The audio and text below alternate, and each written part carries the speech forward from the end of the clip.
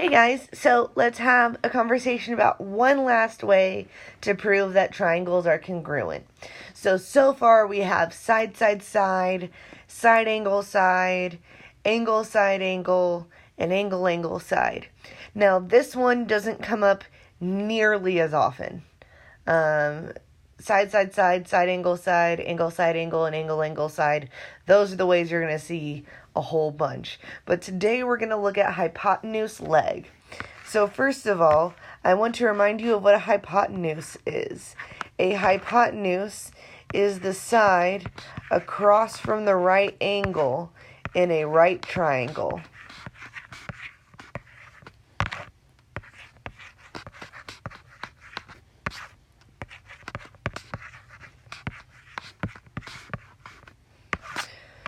So over here, if we know that both angle B and angle E are right angles, so triangle ABC and triangle DEF are right triangles. So first we'd have to know that these two triangles and triangle DEF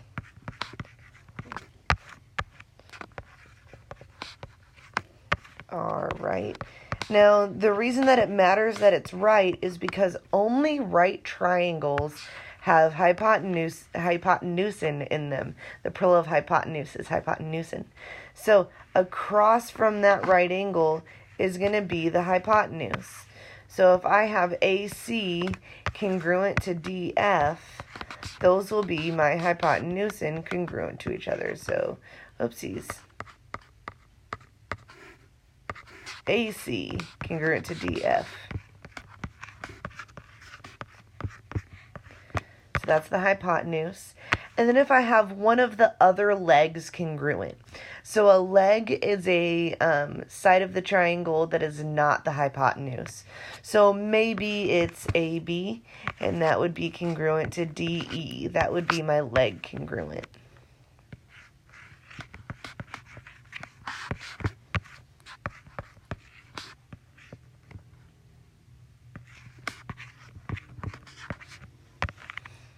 So if I know it's a right triangle, and I know that we have a hypotenuse and a leg congruent, then they are going to be congruent. Those two triangles will be congruent by hypotenuse leg. So based on the diagram, can we use hypotenuse leg to show that the two triangles are congruent? Alright, so first of all, we know that this angle right here, BDC, is a right angle because it has a little box right there. Now, we know that that full line is going to be 180 degrees. So that means that this other side has to be 90 degrees because 90 plus 90 is 180. So now we know that both triangles on both sides are right triangles. We also know that AB is congruent to BC, so that means that the hypotenusin are congruent to each other. Now, do we have a leg congruent? Well, they share BD right here in the middle, so there's my leg congruent. And remember, that will be congruent to itself because of the reflexive property. So, my answer will be yes, because I have both a hypotenuse and leg. Alright. Now let's look at this guy. Okay, so once again, if this side is a right angle, that means the other side has to be a right angle. So we know that both triangles are right. We also know that this leg and this leg are congruent to each other.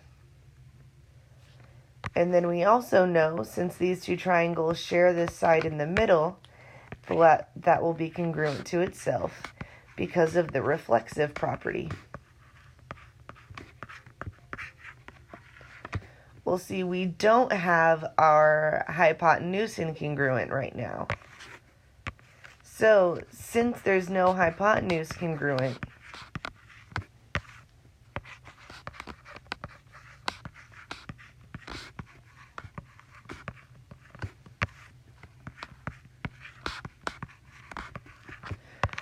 But if you notice, we have two sides and an angle congruent. They're congruent by side, angle, side.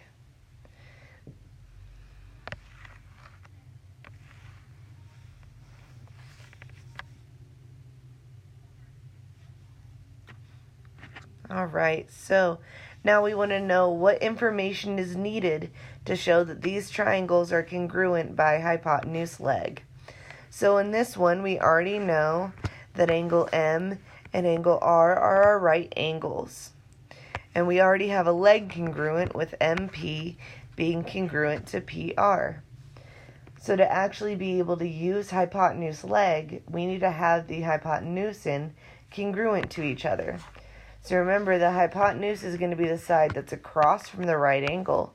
So that will be PQ and PN. And since those are the hypotenuse, those are the ones that we need congruent. We need NP to be congruent to PQ.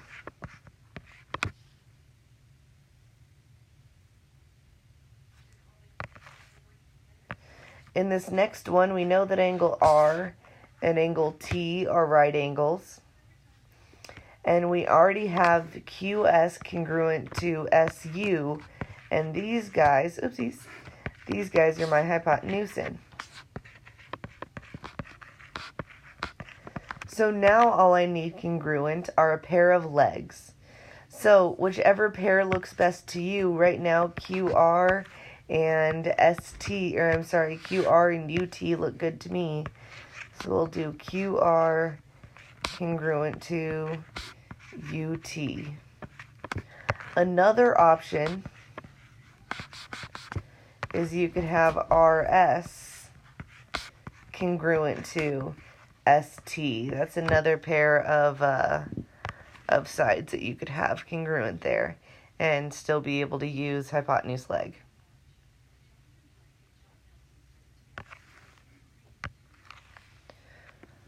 All right, over here, if we would be able to use hypotenuse leg if one of these sides were a hypotenuse. So if we knew that angle K had a right angle and that angle N had a right angle, then we would know that MP and JL are hypotenuse. So that's the piece of information that we need. We didn't need to know that angle K and angle N are right angles.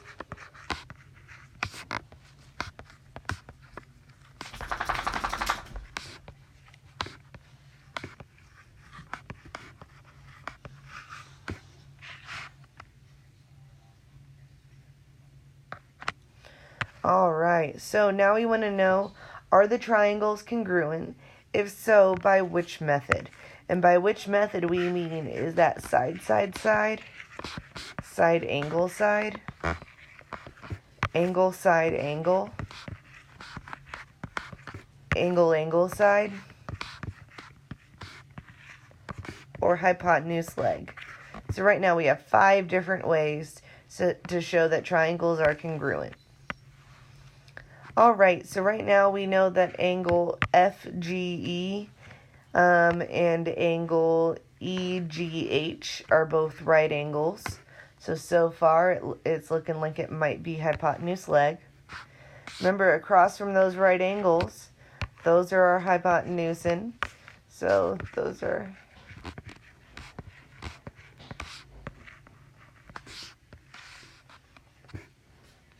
And then they also share this side in the middle, so it will be congruent to itself. Remember, that will be congruent to itself. So that's the reflexive property. So right now what I have congruent is a hypotenuse and a leg. So those two triangles will be congruent by hypotenuse leg.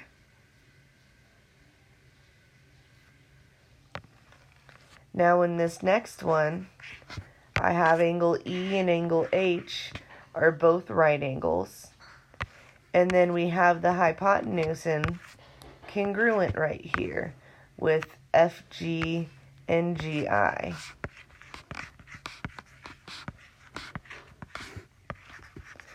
But if you notice, I don't have any other sides congruent, so I can't use HypotenuseLeg.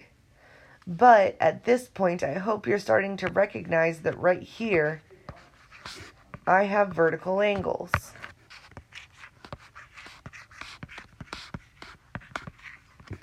And I know that vertical angles are congruent.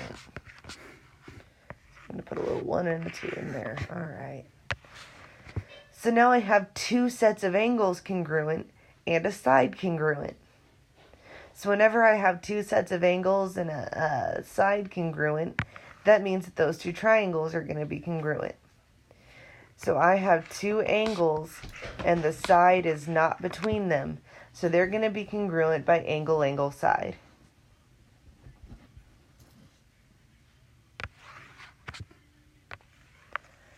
All right, on the next one, we have this right angle in the middle. And then we know that we're going to have a right angle on the other side. These two legs of my this leg of my right triangle is congruent.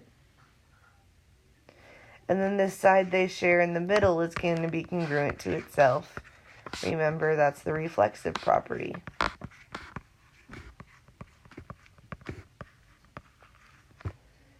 So this is a right triangle, but the hypotenuse aren't congruent. My two legs are. So right now I have two sides and an angle congruent. Well, luckily that angle is between my two sides. So I can use side, angle, side to say that those two triangles are congruent.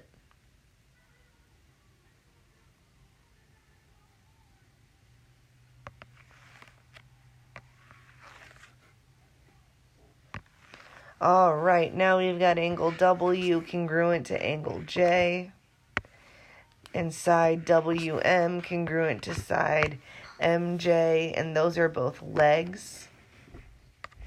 And then we've got the side in the middle that they share. They share the hypotenuse. So right now I have a leg and a hypotenuse congruent. So then we know they're going to be congruent by HypotenuseLeg. Alright, so moving on. Every single proof starts with given. So right now we know that angle ACB and angle ACD are right angles.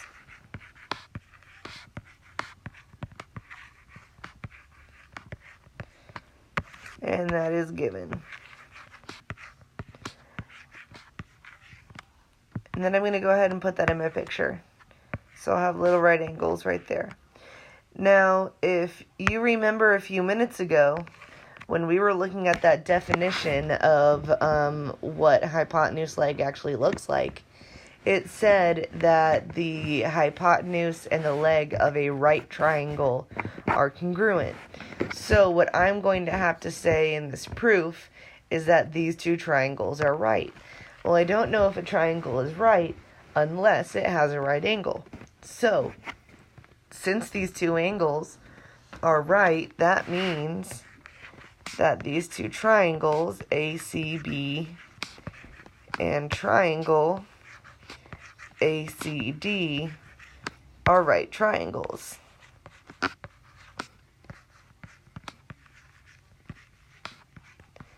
And I know that's true because of the definition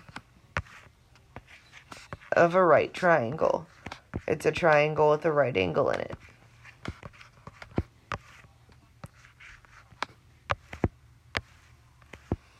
Alright, also, I'm given that AB is congruent to AD.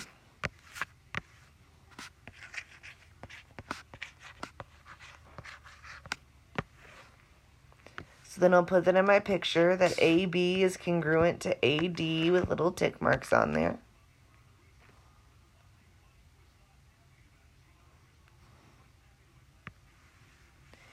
And then these two triangles share that side, AC. So AC will be congruent to itself. And the property that something is congruent to itself is the reflexive property.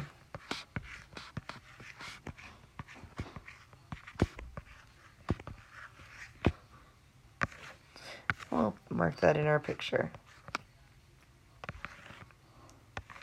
So right now I have the leg and a hypotenuse of a right triangle congruent. So right now I have triangle ABC congruent to triangle ADC.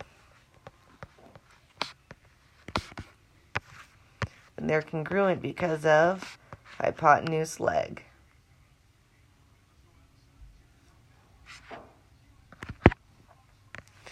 All right, we know that every single proof starts with given. So I know that angle W and angle J are right.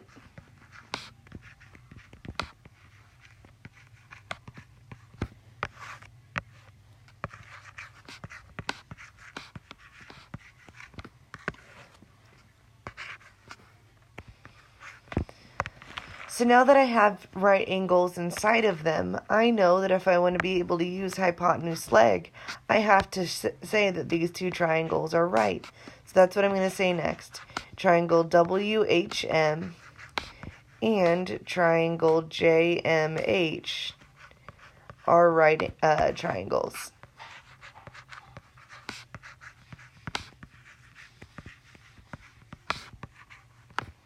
And that's definition of right triangle.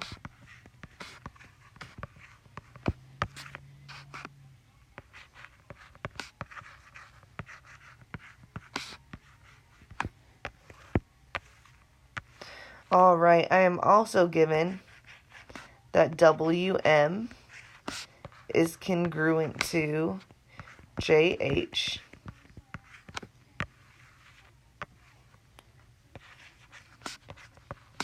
That's given.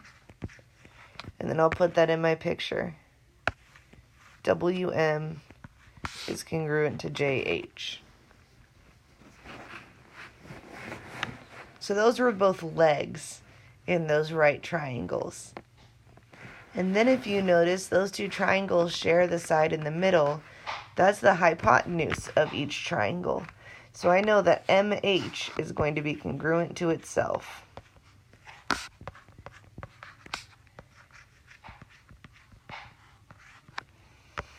And when something is congruent to itself, that's the reflexive property.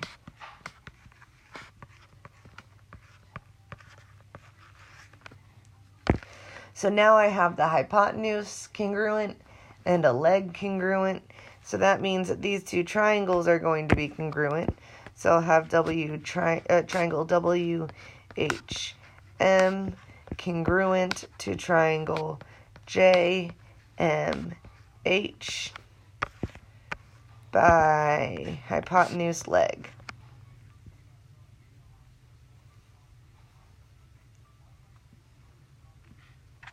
All right.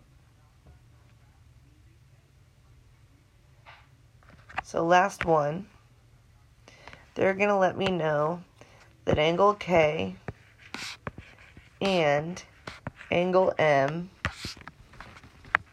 are right.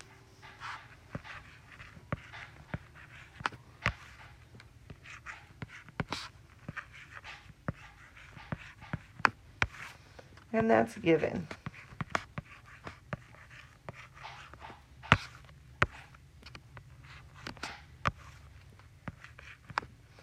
Now, right now, I'm going to let you know that I'm suspicious of having to use a hypotenuse leg right now.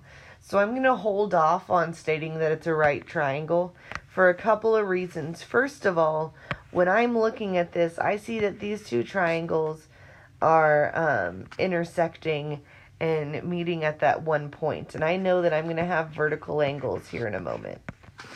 So I know that I'm going to have another set of angles congruent. So that means I'm probably not going to have to use hypotenuse leg. I'm probably going to have to use either angle side or angle side angle. So right now I'm not going to state that I need it to be a right triangle because I don't know that yet. Alright, other things that I know that F is the midpoint of LR, and that's given. So if F is right smack in the middle of LR, we know that each side is going to be congruent. And that is the hypotenuse of that right triangle, but, you know, we'll see if we need it. If we need it, we'll put it in the proof. If not, we'll not worry about it. So we have LF congruent to FR. And I knew those two pieces would be congruent to each other because of the word midpoint. So my reason is going to be definition of midpoint.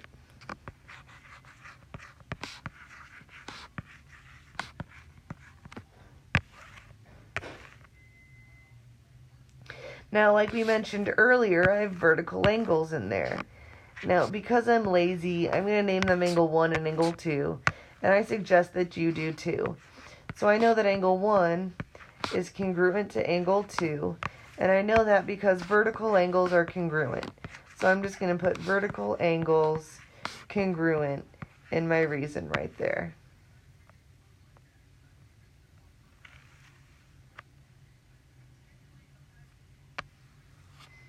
And right now, I have, oh, one thing I forgot to do. I know that I have two right angles, but I never stated that they were congruent. That's the step I was missing. So I need angle K and angle M to be congruent to each other because all right angles are congruent.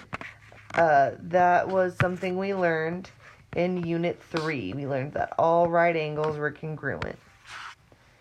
There we go.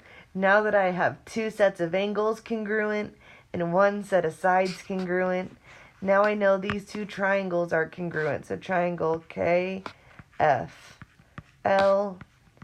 is congruent to triangle MFR. And I have two angles and a side, and that side is not in between my two angles. So those will be congruent by angle, angle, side.